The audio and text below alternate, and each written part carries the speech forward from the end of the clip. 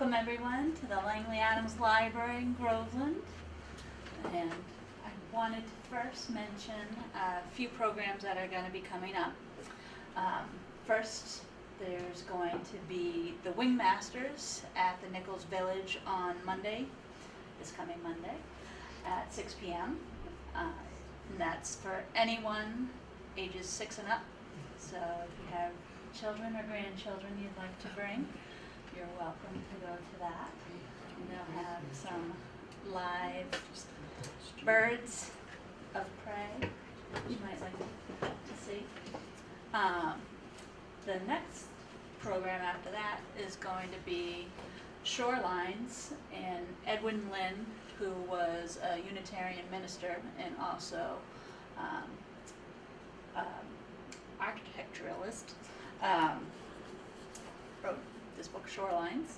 And let's see it. He'll be coming on August 20th, and that will also be at 6:30. And then on August 29th, there'll be Marine Life of the North Atlantic, and that will be with Andy Martinez. Do you know that? Oh yeah, I know Andy. Oh, excellent. And that is Marine Life. So hopefully you'll be able to make one or all of those. And now we have Lee Thomas, who will be telling us about the Civil War to commemorate the 150th anniversary of the American Civil War. Thanks. Thanks. Thank you. Okay. Hello, everybody. So, my name's Lee Thomas, and I had my Civil War professor in college used to say, "Oh, your name's easy to remember," because there were two generals in the Civil War who were both from Virginia, Lee, who favored the southern side, and Thomas, who favored the northern side. So I've got kind of both those names in my name as well. At any point, if you have a question, feel free to ask. I don't mind getting stopped. So if something occurs, you say, "Oh, I don't know this," feel free to ask. Now, a lot of people kind of wonder sometimes what got me interested in the Civil War in the first place. And I grew up in the South, so I kind of came by it by osmosis. That's part of it, and part of it, kind of a two-part to it. The first part has to do with my great-grandmother, who was originally from Richmond, Virginia. And when I was a little kid, my job was, she'd gotten glaucoma, so she was blind. This was back in the 50s. And my job was to lead her around her house during the daytime, because she'd just gone blind, so she was still having trouble getting around. And so I'd go over to her house in the morning after she'd eaten breakfast, and she'd put her hand on my shoulder, and she'd kind of say, "Let's go to the parlor," and go to the parlor. And she would talk constantly, which being an 8-year-old kid did not thrill me very much, that this 90-year-old woman was talking all the time. She was born in 1860.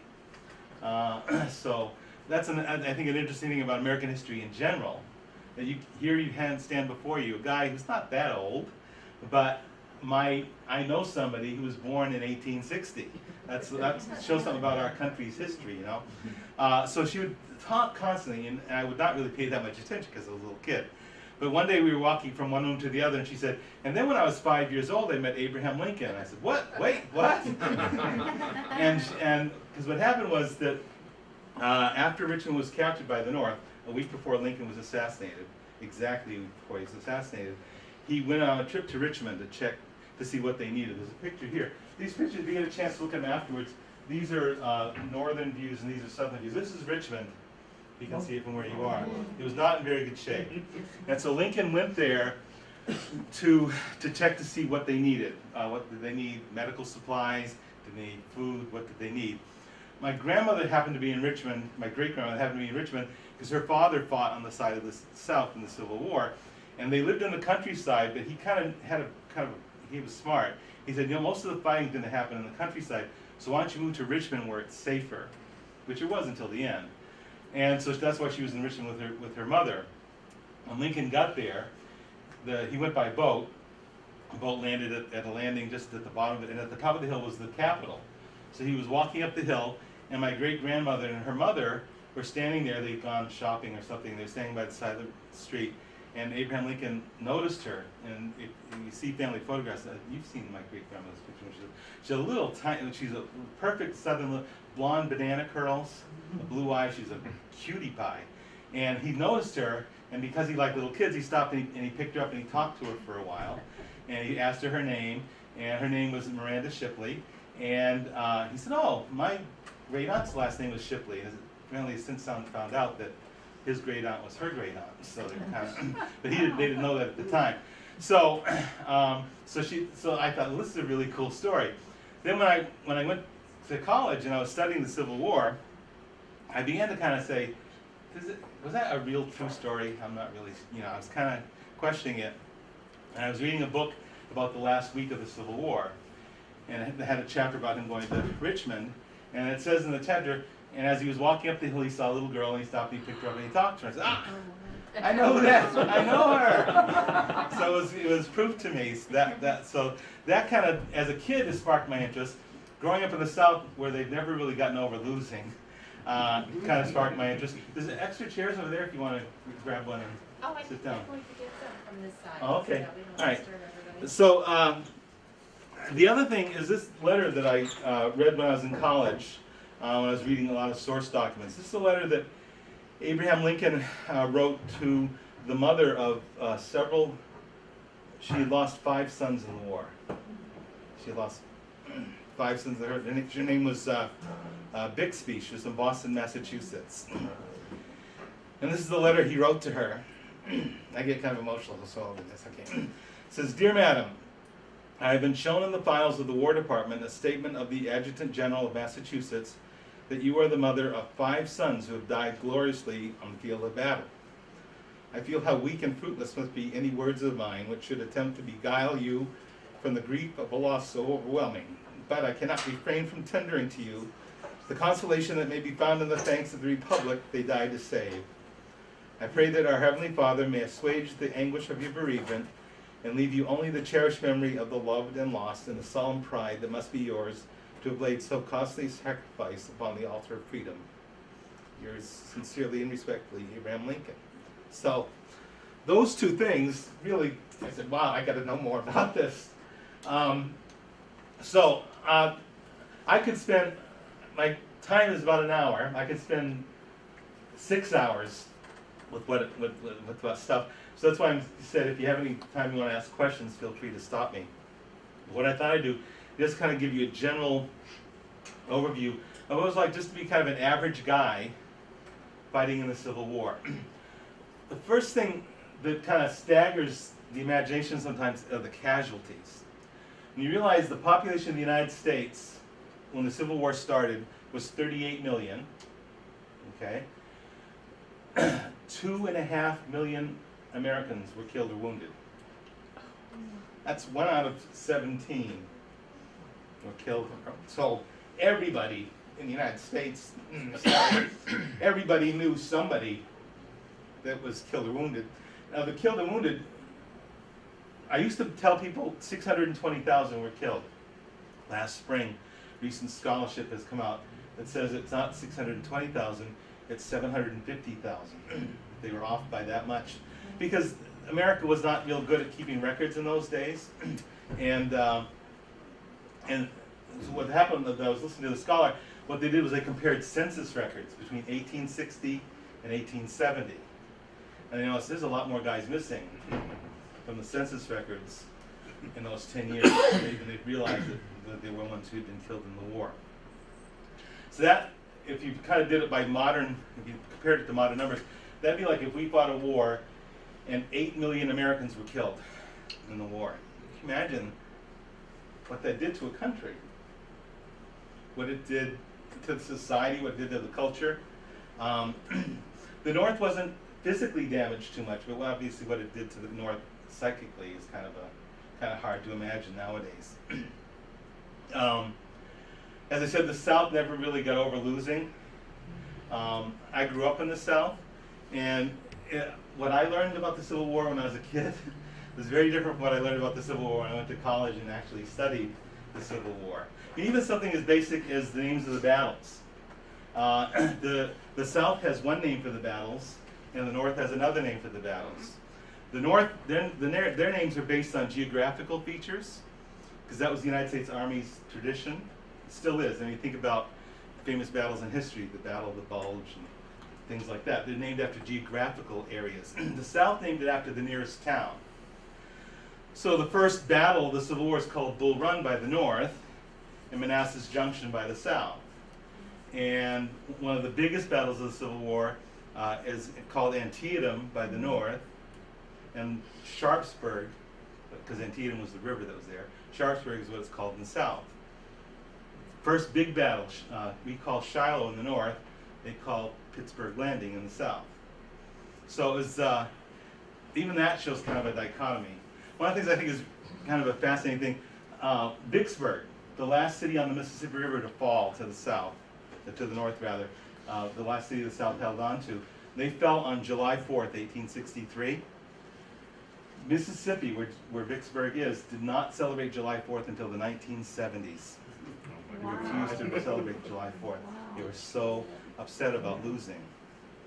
It's kind of and obviously they have, and a lot of people in the South still haven't gotten over it. Still haven't gotten over losing. I mean, it's 150 years. Oh, today is the 150th anniversary, by the way, of when Lee was appointed the commander of the Southern Army, which is kind of a sad thing, because the war lasted a lot longer than it would have if he hadn't been assigned to command the Confederate Army. So today's an anniversary thing too. There's a lot of them happening. As a Civil War historian, every once in a while you see the day, oh, this is what happened on this day. So it's kind of an interesting thing for me to kind of see it kind of progressing through. They were very naive about war in America.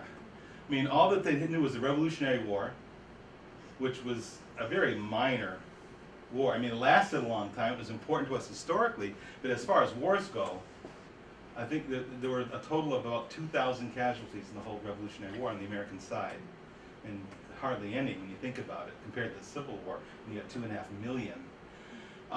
Then there was the War of 1812, which again was on a very small scale. I mean, it was significant in a lot of ways. The Mexican War, a little bit more Civil War. So our country went into this war not really knowing what they were getting into. War had changed a lot. I mean, even something as basic as photographs. It's the first war that's photographed in history. A famous photographer, Matthew Brady, he's given a lot of credit, although he probably did not take most of the photographs because he'd gone blind just before the war started, because of the chemicals they used to make pictures in those days. But he had a company that made photographs, and so his company's given the credit. So his name's on the pictures, but he didn't really probably take most of the pictures. One of the sad things, at the end of the war, Matthew Brady was bankrupt because it cost him more to do pictures than he was making them. So in those, what they did, the negatives were on glass, so he sold the negatives, something like 50,000 glass negatives he sold, and people bought them to make greenhouses out of them. And so all these glass negatives, a lot of them are lost because people didn't see the value in the glass negatives. And then in the 1870s, someone was tearing down these greenhouses, and they said, "There's something on this glass," and so they were able to recover. If you look at a lot of Civil War photographs, you'll see cracks in them. They said, "Why is that?" It's because they were greenhouses, part of greenhouses, and they got wrecked up. Soldiers were very naive, also not very well educated. It's kind of hard to realize sometimes how uneducated. About half the soldiers on both sides, on the northern side about half, and the southern side a little bit more, couldn't read or write. Here's some trivia for you, the dinner table sometime. Before the Civil War, the average American did not know his right from his left. Why is that? A couple of reasons. First, because shoes were only made in one shape. So when you bought a pair of shoes, what you did is you put it on your feet, because the leather was soft enough, it would conform to the shape of your foot. So you didn't need to know right from left from your shoes. Second, most towns were so small, they had one street. So there was no right or left. You didn't have to say, take a left at the post office. There was no left at the post office. You just went. So it was kind of tough, because if you know anything about military, it gets kind of tricky, because I'm sure you've seen movies where the drill sergeant's making the march. Left, left, left, right, left, right. how do you do that when guys don't know their left from their right? What they found out was that a lot of these guys were farm kids, and they knew the difference between hay and straw. So what they did was they put hay on their right foot and straw on their left foot. And when they're having the march, you'd say straw, straw, straw, hay, straw, hay. And that's why still today you can kind of hear it when they're doing drill. You can hear the sergeant going hut, hut, hut. That's a derivation of the hay that came over as they were marching. So, but because they didn't know their right from their left. One of the things that changed a lot in the Civil War were the weapons. I have here a musket, which we'll look at more closely when you get a chance. And if you want to try to heft it, it's kind of an interesting thing too, because it's a really very heavy thing. With the bayonet that would be attached. These muskets, most of the soldiers had muskets. Our muskets were not very accurate, which is why a lot of people look at the Civil War and say, why were they standing in straight lines? Because that was the only way they could hit anything. If you had a whole bunch of people shooting at the same time, you were more likely to hit the other side. If you didn't do that, then you weren't as accurate.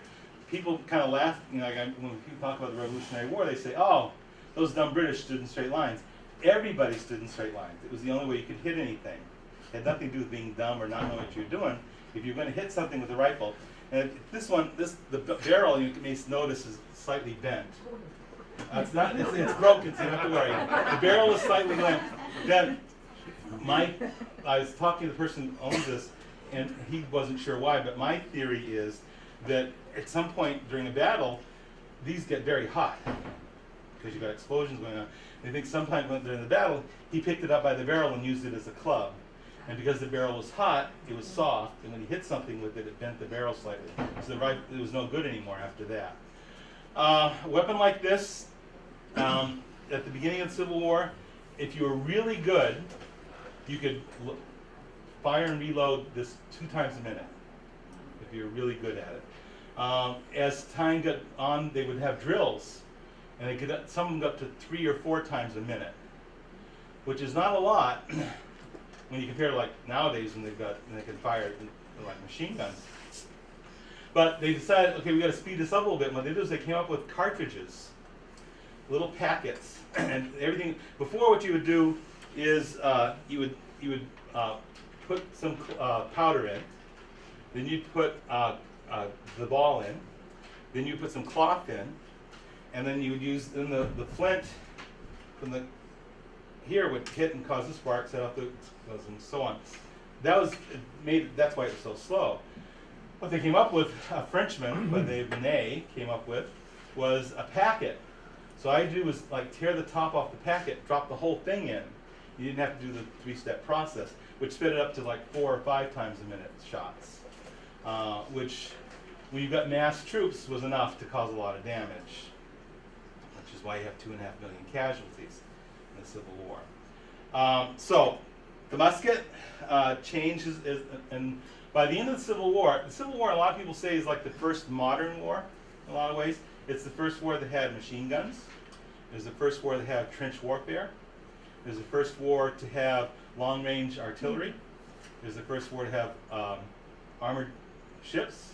It was the first war to have instantaneous communication from the battlefield. Abraham Lincoln was the first president, first leader in history to know on the same day what the results of a battle were, which sometimes was good and sometimes was bad because he tended to be kind of a micromanager. If you study the history of the Civil War, one of the things you notice about the North is it goes through a lot of generals. Because every time a general screwed up, which they did almost all the time on the North, unfortunately, every time a general screwed up, Lincoln would say, we need to get somebody else. So he went through a lot of generals in the Civil War. Some, maybe it was a good idea, some it wasn't going to make much difference. Because, at the risk of sounding like I'm bragging about the South, Lee was brilliant. He was probably one of the greatest generals who ever lived. If you read the plans he came up with, it's amazing to see what he's able to do. Getting back to the naive part though, soldiers, one of the things that most of the soldiers in the North to get to the battlefield had to go by train, which in some places caused problems. You may notice if you go to Boston, there are 2 train stations, South Station and North Station.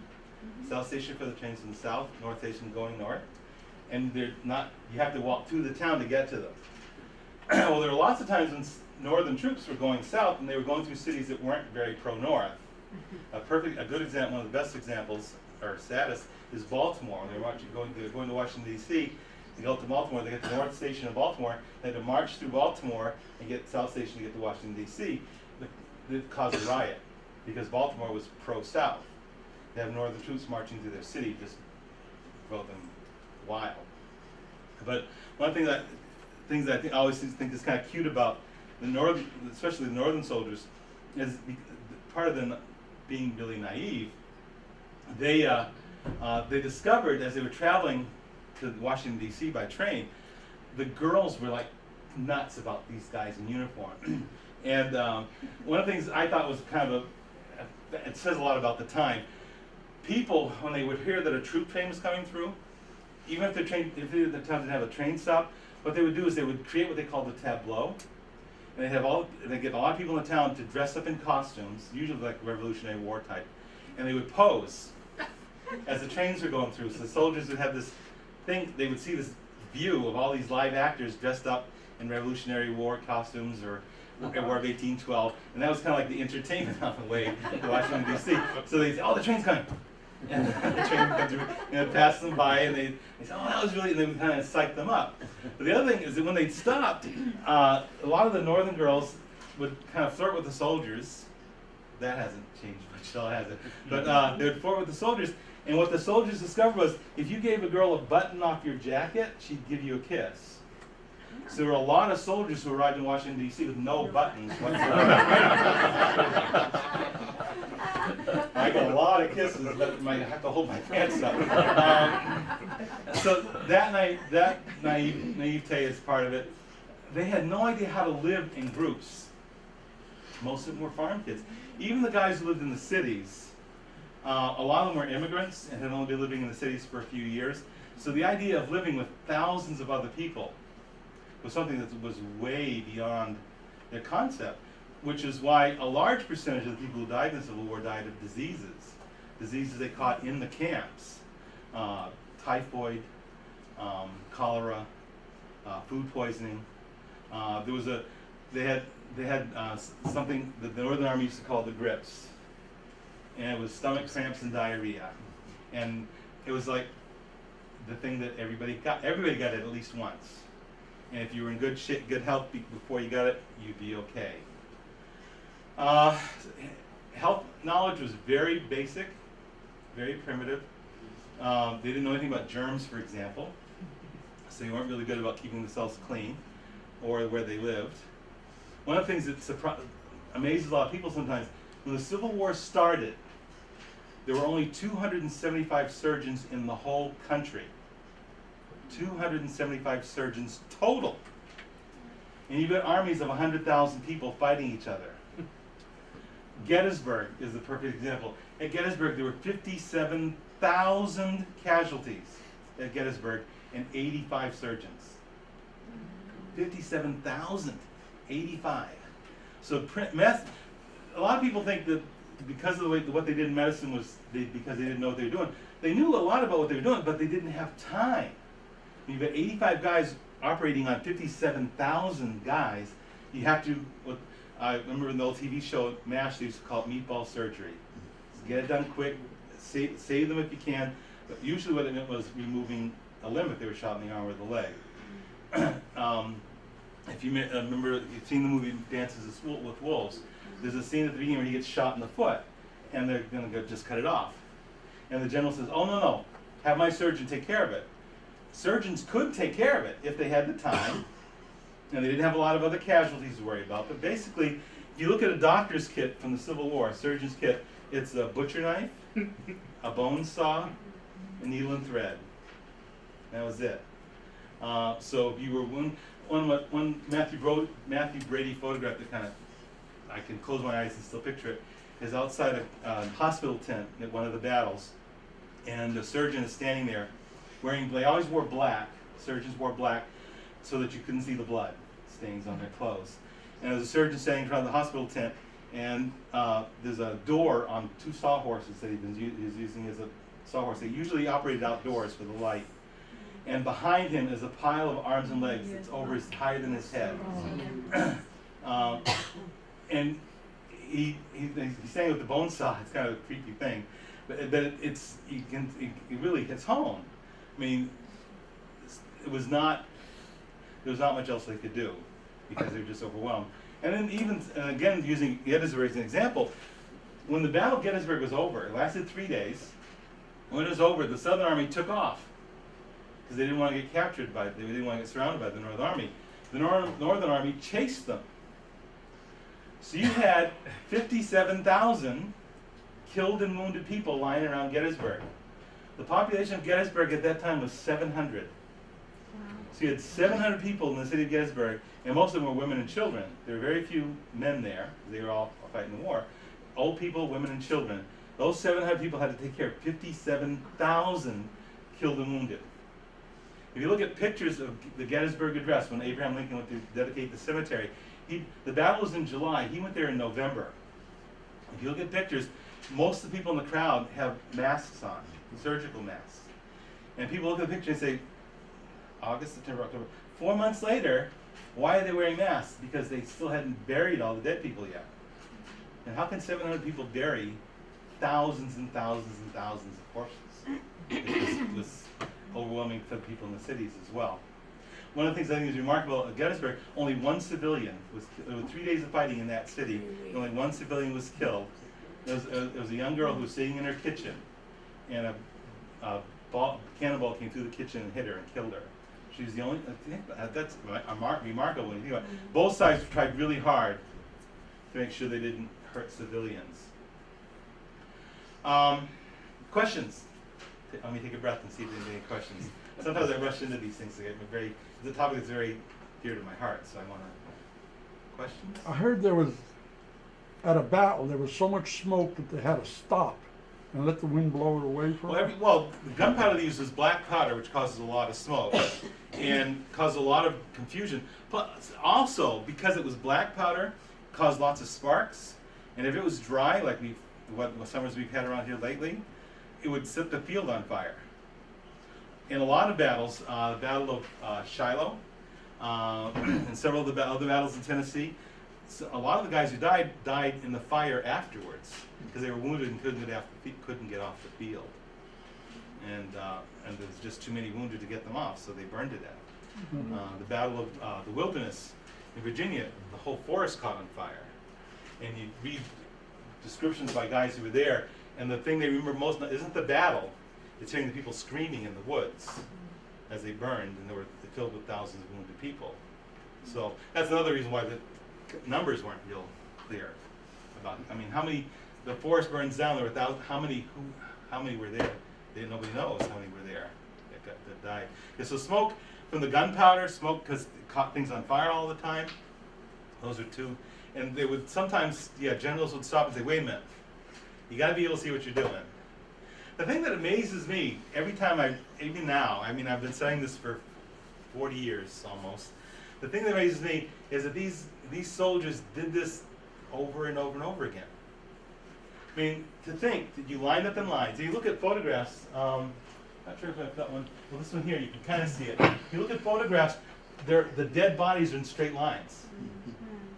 And you look at that and you say, what were they being neat? No, they fought in lines, so they died in lines. And they died by the hundreds at a time. And it always amazes me to think that these young men who knew nothing about war went and did this to each other, and then a month later did it again. I can't imagine myself. Going through the horror of one of those, like the first Bull Run, going through the horror of the first Bull Run, and going and fighting in another battle a month later. After seeing what that was like, it staggers the imagination. Oh, yes? Was desertion a problem? It was until they came up with the provost guards who shot deserters. So that kind of cut down on desertion. If you could get west of the Mississippi, you could kind of disappear. So at the beginning of the war in the West, in Tennessee, Kentucky, Mississippi, Alabama, there were soldiers who would try to get across the Mississippi. But no, desertion, again, it seems to me there should have been more. I mean, I don't know how brave I am, because I've never been in a war, but I kind of wonder if how much where bravery ends and not really understanding what you're getting into begins. I'm not really sure. It's kind of, and you look at what they write, and most of the time, guys, when they wrote home, didn't tell about what happened. And it's the same thing true. I had a good friend who was in Vietnam. He said he wrote home once a week. He was a Marine, so he was in a lot of combat. Not once did he mention combat in the whole time. And most people who've been in combat don't really want to talk about it. And these the same way. So they would. So even amongst themselves, they wouldn't talk about it. They would say, "Oh, how dumb that general was," but they never talked about, seeing 100 guys get mowed down at once. That was not a topic of conversation. The first Battle of Bull Run really kind of shows a lot of the naivete. Each state sent their own units, and the units had their own separate uniforms. It wasn't until about a year or so into the war they began to wear like the blue and the gray. Everybody kind of wore whatever they brought from home. And there was one unit from Connecticut who decided to be really cool to wear white belts that crossed on their chests, and the cross was right there. Wow. Every Connecticut soldier who was killed in the Battle of Bull Run had a bullet right there. Oh, wow. Bullseye. Bullseye. It made a perfect bullseye. They weren't thinking about what it meant to be in a battle.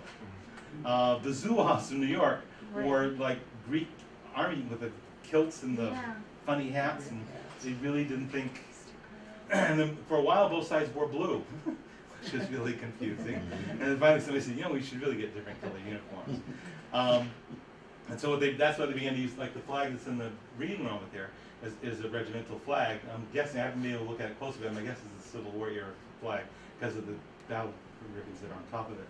But they had those big flags so you could find each other in the smoke that you mentioned before. The smoke was so bad, the regimental flags made it a bit easier to find your unit.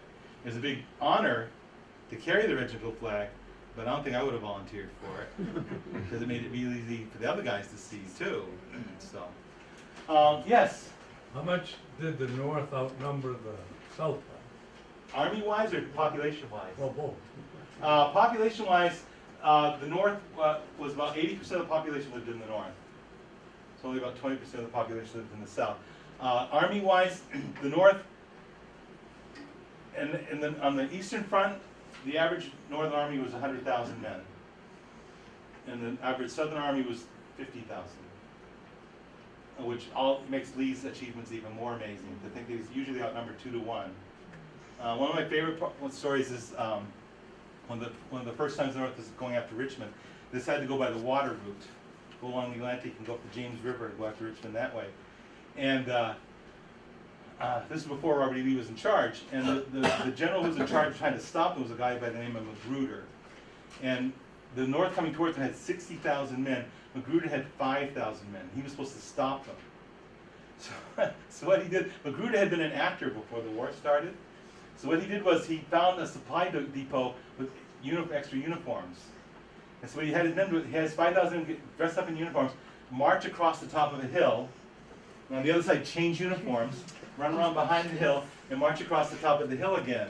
And the Union's watching that they're not, and they say, okay, there's 5,000, 10,000, 15,000. It was the same guys just marching. And they did that until reinforcements came and were able to help them stop the Union forces. So yeah, they were always outnumbered. And that's kind of the reason why the North eventually won.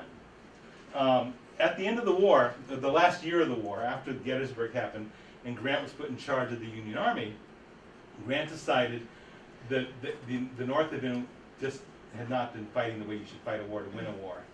He said you got to attack the civilians, which is what Sherman did in his March to the Sea. You have to attack their supplies. General Philip Sheridan attacked the Shenandoah Valley, destroyed all the crops in the Shenandoah Valley. And you have to decimate their army. So if you look at the last year of the war, from the winter of 1863 to the winter of 1864, Grant fights Lee and loses. Backs up, attacks Lee again and loses. Backs up, attacks Lee again and loses. But what happened is So for the first time, there was a battle called Piney Woods. Grant had 100,000, Lee had 50,000. Grant lost 8,000 men, Lee lost 4,000 men. Grant replaced the 8,000, Lee didn't have 4,000 to replace. So now he's down to 46,000, Grant still had 100,000. Next battle, same thing. Grant loses twice as many men. Lee's down to 4,000, Grant just gets replacements. So Lee's army just kept being smaller and smaller and smaller. By the end of the war, when Lee surrendered to Grant, he was down to 20,000 men. And they hadn't eaten in weeks, and they were running out of ammunition. That's part of the reason why he surrendered. So it was just, it's the way, unfortunately, the way World War I and World War II were fought. You just, by attrition, just grind the enemy down. Like I said, trench warfare, machine guns, long distance artillery, you just keep banging away till there's nothing left of the enemy. And a lot of people called Grant a butcher, but my feeling about it was like a butcher, but it ended the war. The war could have kept going on. But he said, I'm going to end it. We're just going to finish it, kill the rebel army and finish it. And that's what he did. But one of the images that always strikes me about the year that Grant was in charge, he had this wagon train. He bought this wagon train of medical wagons that had 500 or 600 wagons in it. And they went on a constant loop between the battlefield in Washington, D.C., where the hospitals were. And they'd come down to the battlefield empty, load up, go back to Washington, D.C. full. These were constantly, they would have a 4-man crew, so they could sleep, and they never stopped. They would change horses every 50 miles or so, and it was just this constant loop of wagons coming empty, going back full, coming empty, going back full. It was horrible, but Grant realized you're not get, the war's going to drag on forever if we don't. We've got to figure out some way to finish it. So that's what he did. It's kind of sadly, but that's what he did. This is a cavalry saber. I noticed there's one hanging there too. From the Civil War. Not very sharp for several reasons. First, because it's 150 years old, but also because the idea of a cavalry saber wasn't so much to like get in sword fights with people. Is you're riding on a horse and you're swinging this, it would break bones. That was the goal of it, was to break bones. This is a cavalry pistol, which is very difficult to load and unload. I remember when I taught high school, students would say, why didn't everybody carry one of these? Because you can fire this once every, and then this one you get 6 shots. But you have to get off your horse and to unload it. You can't load it from a horse. So 6 shots, you have to make sure you use those 6 shots well. I'll pass this around. These are, when I was in high school, I went to Gettysburg. This is in the 60s. And they had, the visitor center, they had these huge barrels filled with bullets from the Battle of Gettysburg. And at the time being a kid, I thought, how could there be so many bullets? But think about this. At the Battle of Gettysburg, there were 150,000 soldiers shooting each other. 4 shots a minute for 3 days. There were whole trees that were cut down. Millions and millions of bullets were fired. So in the 60s, they had these huge barrels just filled, and you could get produce. You could get the scoops of the bullets. Now, when you go to Gettysburg, they sell it this way, and they could probably get a lot more money. Or this way. Well, I'll pass on. These are since these are really big bullets, and you can see why a lot of damage was done. The soldiers called them mini balls because the guy Manet invented them. They're not very many. They're very large, and they're made of lead, so they're very soft when they hit. One of the things they describe is just as the battle was starting, before it got too loud, the way you could tell if trouble was about to start is you hear this. That was a bullet hitting somebody. Because you hear the bullet before you hear the bang. The bullets travel faster than the speed of sound. So guys would be in the woods waiting for the enemy to come here. And then the banging would start. But you hear the slap first because the lead was soft. When it hit a person, it would splatter, which is why the only way to do surgery was to cut off the affected part.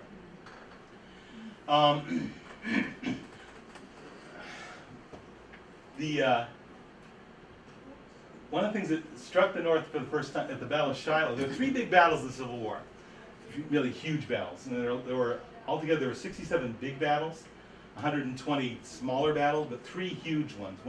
The first one was April 1862, which was Shiloh in Pittsburgh Landing in Tennessee. 24,000 people were killed in 2 days at Shiloh. It was fought in the springtime.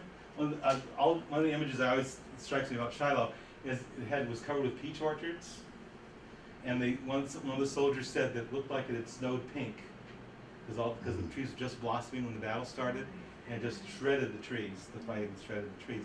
The second big battle was Antietam, south called Sharpsburg, where 27,000 people were killed in 1 day. That was the worst day in American history. 27, it's just how it staggers the imagination. D-Day, which was a horrible thing, 3,000 Americans were killed in 1 day. D-Day, 27,000 in 1 day in Antietam. It just, and then the other big one is Gettysburg, 57,000 in 3 days. But Shiloh is the first time that the northern troops heard the rebel yell. And it scared the bejeebers out of them. Now, my great-grandfather, who was married to the great-grandmother I told you about, when I was a kid, taught me the rebel yell. His father had been in the war, so he knew the rebel yell. So I'm going to do it for you. I have to kind of clear my throat because it's kind of tough. And I apologize ahead of time for anybody that I startle with this. And so, now you realize this is just me doing it. Imagine 20,000 rebel soldiers doing this all at the same time. So here goes. I got to prepare myself mentally here. Okay. Yew! Now, so that's just me. You have that multiplied 20,000 times. I have to change my underwear if I were guarding the garden. It was, so that was the first time. After that, the Southern Army realized how effective that was and began to do it more and more often. But that's the famous rebel yell that the North came to learn about at the battle. They learned the first time at the Battle of Shiloh. What caused the Civil War? For a long time, again, growing up in the South, nobody ever mentioned slavery. And notice when they last fall, when the governor of Virginia was commemorating the beginning of the Civil War, he did an hour-long thing. Didn't mention slavery once. The South does not like to admit, but that's what it was about. I remember when I was in middle school, my teacher saying, "Oh no, it wasn't about slavery; it was about states' rights." What right were they trying to save? It's the right to own slaves. The Emancipation Proclamation changed what the war was officially about. Before the Emancipation Proclamation, which came after the Battle of Antietam in September 1862 and took effect January 1st, 1863, before that, Lincoln was saying we've got to hold the Union together. But he realized, I mean, he knew from the beginning, it's part of the reason why the South seceded, he realized, and he said in his inaugural address, a house divided against itself cannot stand. We can't be half slave and half free. We can't. It's just not going to work. And so the Emancipation Proclamation changed what the war was about. It changed it from being just a war about saving the Union and also a war about... Now, a lot of units, especially from the West, from like Missouri and Indiana and Illinois, a lot of units said, we're going home. We're not going to fight for black people. So it was not the most political thing to do, but it was the right thing to do. And because of it, it changed America. It changed everybody in a lot of ways. So America was forever changed because of slavery, because of what it did to the country, what it did economically. It changed the way people around the world thought about our country. When the war started, the South was convinced that Europe would back them. They were convinced that Europe would back them because they were the major source of cotton, and the big thing going on in Europe at that time was the Industrial Revolution based on cotton. They said they can't survive without our cotton. They're going to back us. And at the beginning, England and France kind of were maybe, but England and France had both gotten rid of slavery 50 years before that. So when Lincoln came out with the Emancipation Proclamation, not only did he change what we were fighting about, but he changed the Europeans' ideas about maybe helping out the South. So it was a brilliant move in a lot of different ways, and it was the right thing to do. Spain continued to help the South. They would send supplies to the South through Mexico across Texas. So when the Mississippi River was captured by the North in 1863, about, when it was captured by the North, that kind of ended the Spanish supplies to the South. All kinds of interesting characters. One of my favorite ones is Sickles. General Sickles from the North was a gentleman from Ohio, Ohio or Illinois, who was at the Battle of Gettysburg, and during the battle, he got shot in the leg, and they had to remove his leg, and he refused to be anesthetized. They didn't have much anesthetic, but they had some for generals. And he said, no, I want to watch you cut my leg off. So they did. And while they were cutting his leg off, he said, and also, I want you to save the leg. Oh, yeah.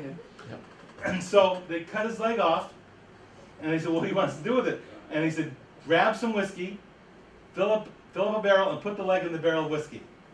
So they did, because he was a general. They were going to argue with the general. And he saved the leg. It's in the Smithsonian today. So you go to the Smithsonian, you can see it. But he saved the leg, because after the war, he went into politics. And whenever he would give a speech, he would have the jar with the leg standing on the stage with him. Because after the war, because he was relatively wealthy, he was able to buy a leg made out of cork, that was the big thing to make artificial legs out, which was a big market after the Civil War, unfortunately. So he had a cork leg, and he would stand on the stage and give a speech, and he'd say, and I gave as much as I could for my country, and point to the leg in the jar. So that's when he died. He asked it to be given to the Smithsonian. That's where it is today. Other interesting characters: Burnside, General Burnside, who had amazing sideburns that kind of come out to here, which is where we get the word sideburn from. They said, boy, he has the most amazing face whiskers. Yeah, that Burnside, sideburn. General Pope, who was an Episcopal bishop, which I always thought was interesting. So he was General Bishop Pope, who was holy on Sunday and tried to blow the rebels up as much as he could the rest of the week. Who else? Abner Doubleday, the guy who invented, sort of invented baseball. But the thing is, he made it popular because his armies they fought, maybe once a month. So what did the soldiers do in between time?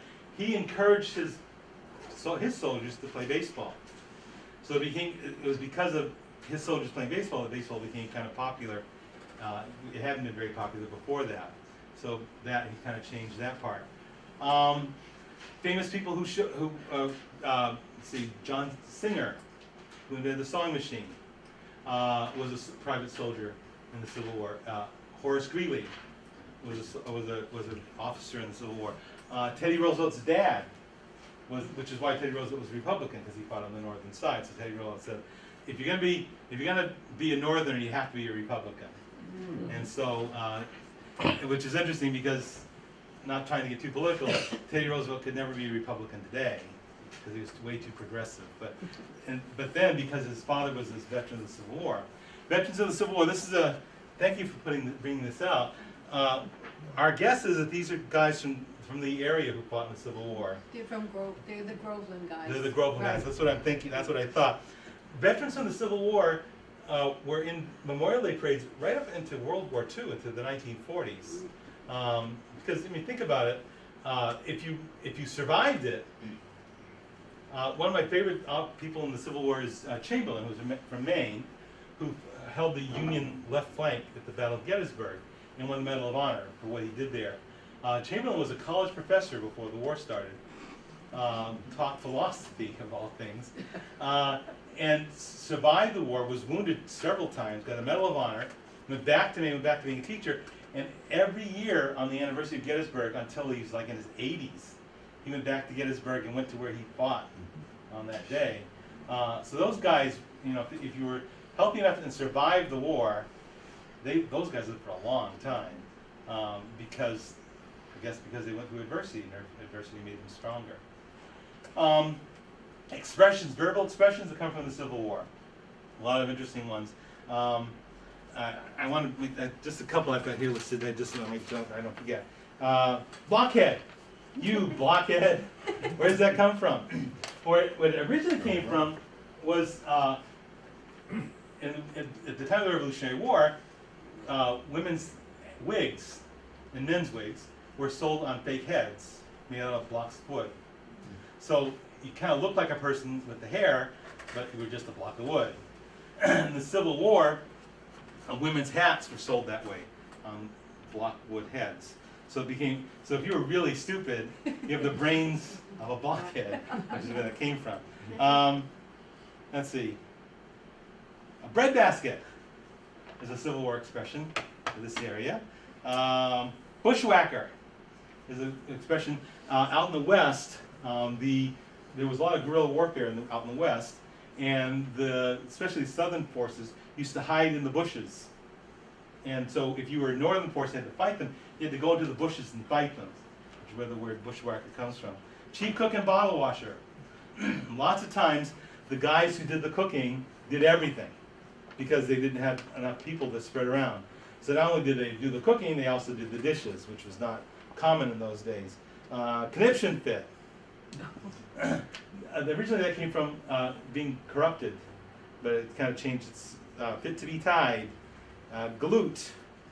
It's a term that sailors used to refer to the Marines.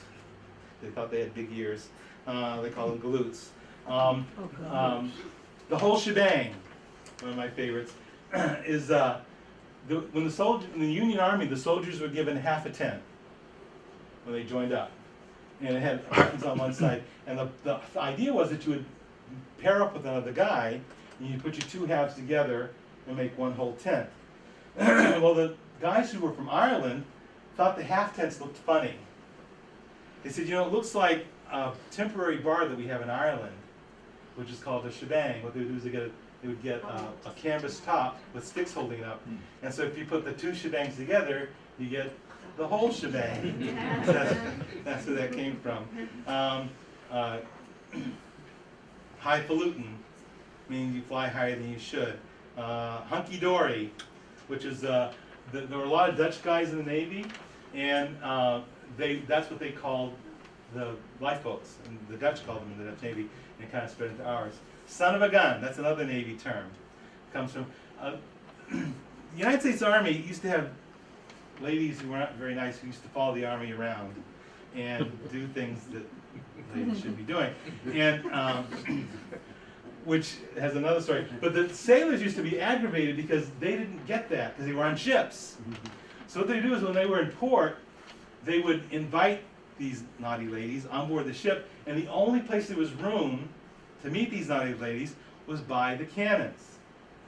And if the naughty ladies got pregnant, they said that the babies were sons of guns. So, sons of guns. That's where that came from. Speaking of naughty ladies, can I tell this, Irene? Okay. Speaking of naughty ladies, Joseph Hooker, General Joseph Hooker, from Massachusetts. It's when I used to take trips to the field house, take field trips to the State House. Out in front of the State House is a statue of a guy on a horse. It says on the front, Hooker. And the kids would say, Mr. Thomas, why is the statue in front of the State House that says Hooker on it? And it's because Joe Hooker was from Massachusetts. Actually, he's from Western Massachusetts. Mrs. Thomas, my wife, went to a school out named after him. So she's very proud to say that she went to Hooker School. Which has been renamed. But Joseph Hooker, his nickname then was Fighting Joe Hooker, because when he was a lower ranked general, he was very willing to really mix it up. And so when it came time for Lincoln to come up with another general, he said, let's put Hooker in charge.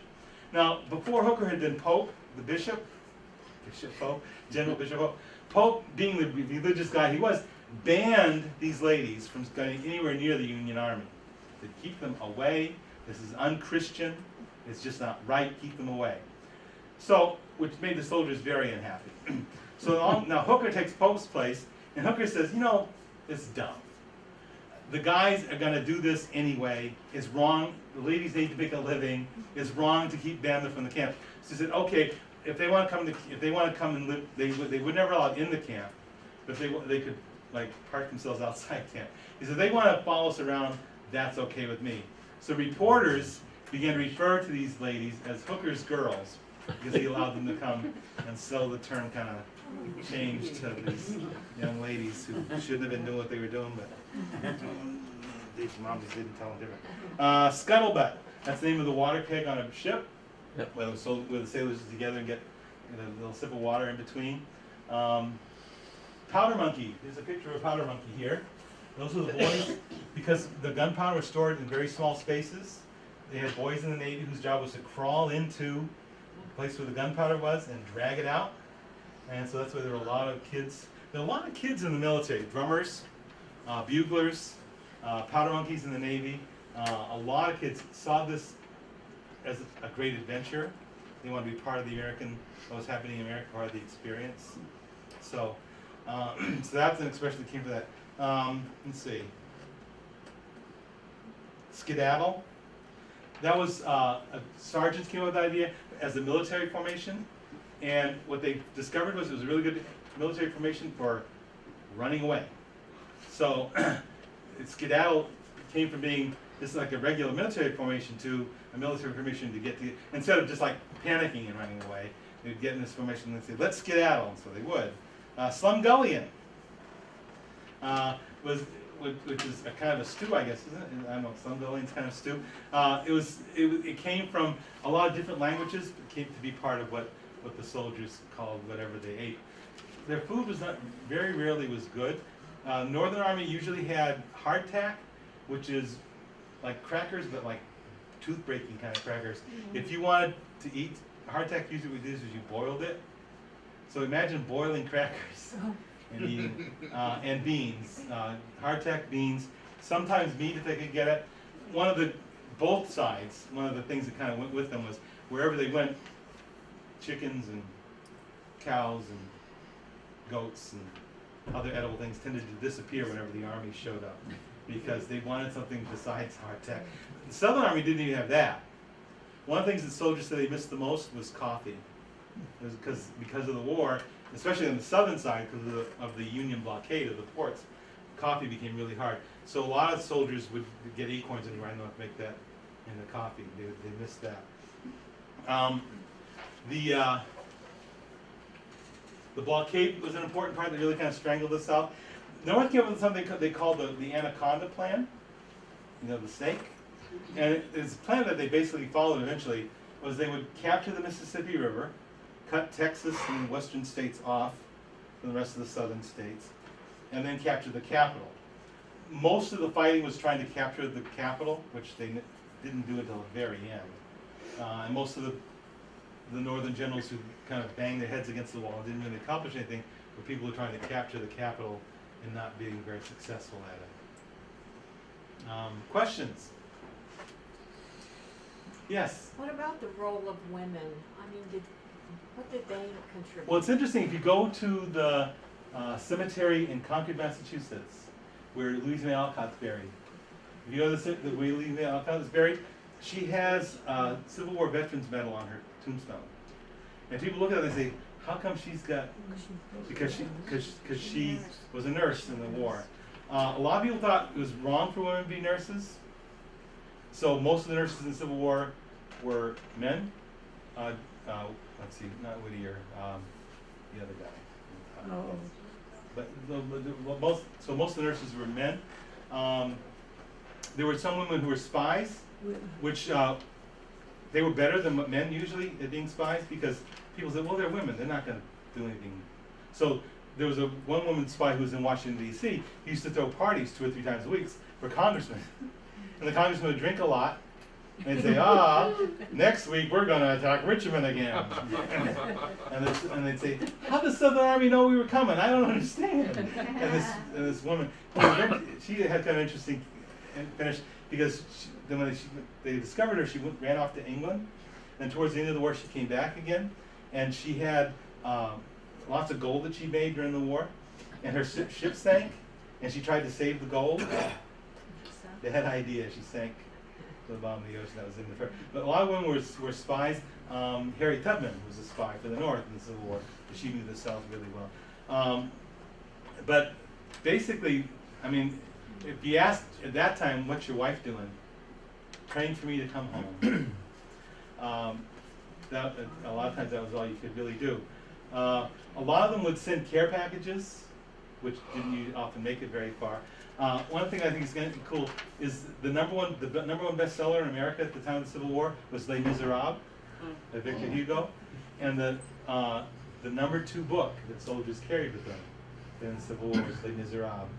So the number 1 book was the Bible, but the number 2 book was Les Miserables. So there was one after one of the battles. There were Southerners who were like they would search the Union because they'd steal their shoes and stuff like that because they didn't have it, and they were just astounded at how many Union soldiers were carrying the same book. And if you think about it, if you know anything about the plot of Les Miserables, it kind of makes sense that would be a story that would really appeal to America during the Civil War. The big bestseller before, of course, was Uncle Tom's Cabin. Abraham Lincoln's favorite quote when he met Harry Beecher Stowe: "Oh, you're the one who started this war." She was a little tiny lady. She's given some of the credit. But the United States, looking back at it now, if you look at what happened up to that time, it was headed that way. Bleeding Kansas, where John Brown went and he slaughtered slave owners. And then slave people attacked Lawrence, Kansas and killed hundreds of people. John Brown's attacking Harper's Ferry to steal weapons to give to the slaves. The Sumner from Massachusetts, Charles Sumner, who gave a speech in the Senate about how terrible it was what was happening in Kansas and how he compared slavery to prostitution. And a congressman from North Carolina, Butler, I think. Butler, yes, was very upset. Brooks. Bully Brooks, yes, Preston Brooks. I'm sorry, yeah, Brooks. Brooks was the one. Butler was on the other side. But Brooks was so mad he went to the Senate chamber and Sumner was there working on something and Brooks nearly beat him to death with his cane because he'd insulted the Southern gentlemen of slavery. So it's like Buchanan, who was the president before Lincoln, people would say, what are you going to do to try to see where it's heading? He said, there's nothing you can do. In a lot of ways, he was right. A lot of people point out that when our country created our Constitution, they put into it a time bomb. They didn't do anything about slavery. They just said, we'll let future generations worry about it. And it turned out, I think, that the only way to solve that problem with slavery, was a war. Unfortunately, it had to be as bad as it was, as nasty as it was. But it was like they talk about sowing the seeds. They sowed the seeds when they wrote the Constitution. And I mean that's why Battle of the Republic. They talk about the grapes of wrath. We were harvesting the grapes of wrath. The seeds we planted 90 years ago, we're paying for now. In a lot of ways. Yes. When you said that there are folks in the South who are still, really mad because they didn't win the war, what do you think their reason is for being mad? I mean, do they have an inkling of what they're mad about? Well, Other than they didn't win the war. yeah. I mean, that's just. If you ever seen Gone with the Wind, you know at the beginning when the war's starting, they're all saying we're going to beat them in a week, and they were so convinced of their whole chivalry code thing Okay, yeah. that they said we can't lose. And when they did lose, they said the only reason we lost is because of the industrial nastiness of the North, as opposed we're the rural agrarian society, and so that and right up until the end, they were convinced they were going to win. Right. I mean, Right. and because they kept winning, it seemed logical that they were going to win. But the two battles that Robert E. Lee lost, well, three, Antietam and Gettysburg, were both times when he invaded the North, and the one at the end. So yeah, lots of just coincidences. I think were kind of fascinating. When the first battle, the Battle of Bull Run, fought in Massachusetts, the centerpiece of the battle was a farm called the McLean Farm. And when the battle was over, the McLean family had hidden. When the battle was over, they went and their house was like wrecked. So the McLean family said, we've got to move. They kind of figured there's going to be more battles here. So they moved to Appomattox Courthouse. And when the peace treaty was signed, it was signed in their house. Yeah. So, like full circle, and there are a lot of things like that. Battle of Gettysburg, there were two guys a Union general and a Southern general. The Southern general was killed 100 yards away from the Union general. They had been roommates at West Point. And it's filled with stuff like that, which is understandable when you figure it was a very small part of the country where the war was fought, most of it, and a very small population. And of the 67 major battles in the Civil War, in 50 of them, the commanding generals had been West Point graduates. So they knew each other. They knew the way. When the war started, Abraham Lincoln talked to the Union generals and said, "Who's the best guy out of West Point in recent past?" They said, "Robert E. Lee." And he said, "We got to get Robert E. Lee." And when they asked Robert E. Lee, he said, "Well, I'm going to wait and see what Virginia does," which I think is an important point to make about the Civil War. Before the Civil War, almost never did you hear anybody talk about the United States. Even during the war, you look at the units, the 54th Massachusetts, the 7th Virginia. It wasn't until the Civil War changed that attitude from a country of a bunch of states to the United States. It really changed the way we thought about our country. That's a big thing, I think, which helped us a lot, in bad times in the 20th century, that we were the United States. It's hard to imagine that if you were, before the Civil War, if you went to Europe and someone said, where are you from? You wouldn't say United States, you'd say Massachusetts or Virginia or whatever. That war really kind of changed the thinking of the whole country. But it took the South a long time to even get past that part.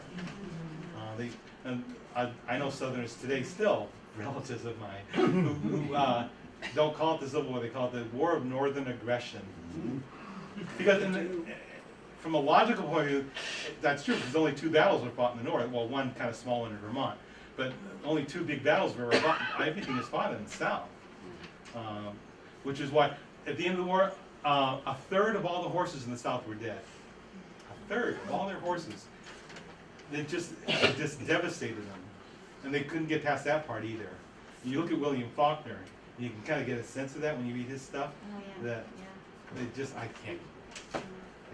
They still, and still. There's a great book, if you ever get a chance, it's called Confederates in the Attic. And I forget who the author is, but he talks about, nowadays, traveling around the South and listening to that stuff, you had a question. I think it's funny that the maker of some of those crackers is still, the family's still producing them in Milton, Massachusetts. Oh, yeah. We went down to get some, and then, I'm not the best cook, but we put it in our beef stew, and we took one bite, and we went, oh, my tooth, oh, saying the dentist. Well, I mean, Massachusetts was one of the greatest beneficiaries of the Civil War. Haverhill, the shoes. Almost all the shoes worn by the Union Army were made in Haverhill. Lawrence, the uniforms. Almost all the uniforms worn by the North were made in Lawrence. So, unfortunately, so you drive through Haverhill. I always have fun whenever I visiting from the South. I have family visiting from the South. I drive through Haverhill and see that big house. Union Shoes built that house. See that big house? And that's what all the big houses in Haverhill, that's where they got their money to build those houses, was the Civil War. Where did they get the ammunition for each side? Gunpowder was the chemical part was that was understood. That was able to they already knew how to do They'd that. have to purchase it from somebody. I mean, where were the guns? They had manufacturers. Unfortunately for the South, most of the manufacturers were in the North. I mean, Smith and Wesson is Connecticut. Springfield, yeah. So the South had to I think in the whole South before the war there were 2 weapons manufacturing. They got some from Europe, through Mexico and into Texas. They got some that way. But yeah, that was a big issue. Yeah, and so it was not and so that was another reason. And people say, "Oh, it's horrible, kind of ghoulish," that the Southern soldiers would go and they'd strip Northern bodies. But they needed. They didn't have food. They didn't have shoes. They didn't have weapons. If you were a Southerner and your weapon got damaged, you were kind of out of luck unless your buddy got killed. Which again is kind of ghoulish, but yes. I've enjoyed very much your talk today. I learned a lot of things I didn't know. Okay. And you mentioned the sword that's Yes. hanging there. That sword belonged to the Adams of Langley Adams Library. Oh, is that right? Yeah, Oh, it's wow. Captain John B. Adams. Okay. That's his sword. In his will, he left instructions that it was to hang in the library. Wow. And there's a really great story behind it. It might be great trivia for you. In 1938, the library got a letter was sent to the Chamber of Commerce in Groveland. Well, there wasn't any, so it went to the library. And what happened was the great-great-granddaughter of the Confederate general or captain won the battle, and G.B. Adams Jesus, surrendered his sword to him, and they were cleaning out the grandparents' house, and she found the sword, and on it it's engraved G.B. Adams, Groveland, Mass. Wow. And she wanted to return it to its rightful What a nice owner. gesture, yeah. And so that's how the sword got to come Well, back. thank you, that's And he gave money for the library, and that his sword is to hang in the library. He was in the 94th Regiment. He wrote a book, which we have a couple of copies of. He got captured twice. The first time he and his whole regiment got captured, and they put him into prison, but they left them with their shoes and socks, and somehow he escaped with their, they captured them again, put them back and took their shoes, their socks, and their pants, I believe, away from them so that they wouldn't, it was winter and they wouldn't go back out. And he eventually died in the soldiers' home in Chelsea. Wow. And- Oh, But there's a wow. whole story about him if you ever, Okay. that's how I got so interested in it, you know? Another question I saw, yes.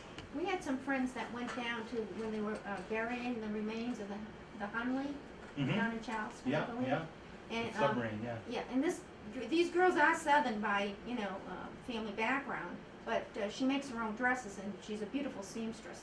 So they had a fashion show as part of the festivities there, and they went to attend the fashion show, and they got told that they weren't welcome and they should go back north because of the way they were dressed, where the girls in the fashion show was homespun, Yeah, yeah. dresses. And she said very proudly, because she's a little firecracker, I am home, I am from down here. Yeah, But they had tried to convince him to go or us to go, and I'm kind of glad we didn't because he'd be wearing the Union. I don't think we would have been welcome if that's the, intent that they well, wanted it to. says something about the not unforgiven. I grew up in the South. I go back and people call me a Yankee because I live in Massachusetts now, and they still can't get over it. Yeah. It was 150 years ago. You lost.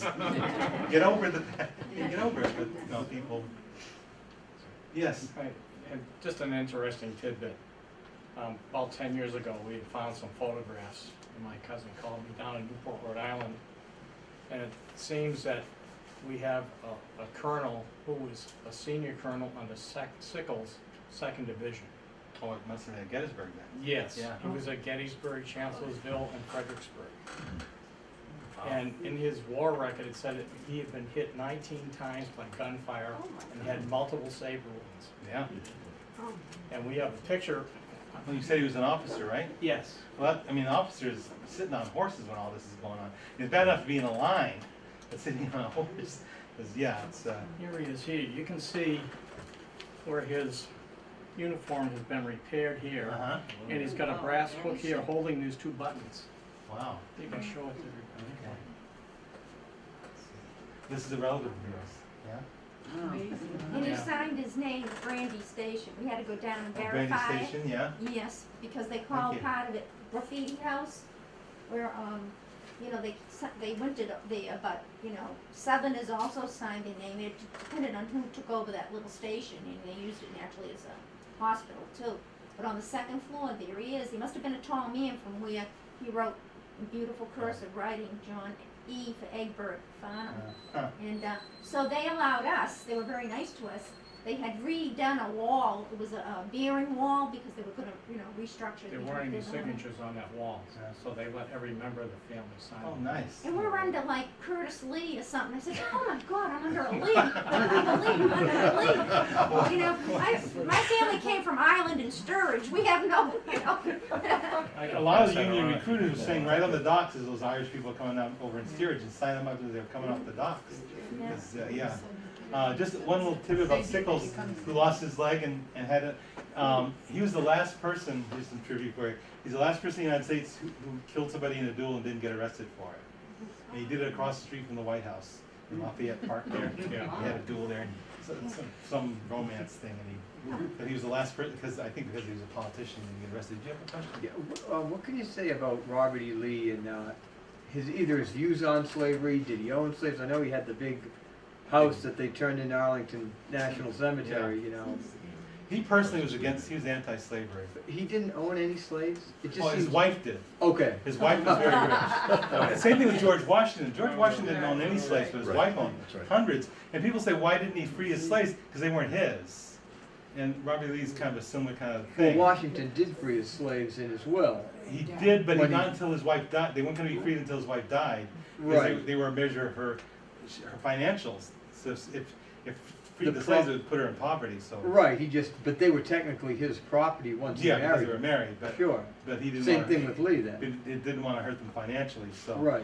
I mean, and then when I told you about the professor, he said Robert E. Lee was a Virginian who fought on the side of the South, who was against slavery, and Thomas was a Virginian who fought on the side of the North, but thought slavery was okay.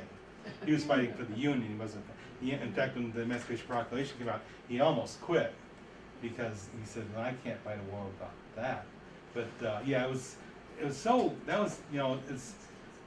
And then when you realize that on the southern side, something like it's like nowadays when they talk about the 1%, very few people in the South own slaves. Sure. So you've got these guys. We don't know the numbers. The statistics before last spring were that 240,000 Southerners died in the Civil War. Mhm.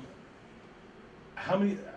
Probably maybe 95% of them didn't even own Sure. It was slaves. a rich man's war and a poor man's fight. As most Yeah, wars as are. they are, unfortunately. yeah. Did you have a question? I just gotta say that Robert E. Lee didn't own slaves until his father-in-law died. Mm-hmm. Then they came to his wife, they came to him. And he was off in various battles, he would rent them out. Right. He would rent them out to various people because he was very much in debt and needed the money. Right. 3 of them escaped once. There were 2 men and a woman were caught. Robert E. Lee had the bailiff with the 2 men. Bailiff would not whip the woman, so Lee did it himself. Wow. Wow. Okay. Thank you. Any other questions? Well, thank you all very much. I went over. I apologize if you had other plans, but thank you. I kept the musket. You want to?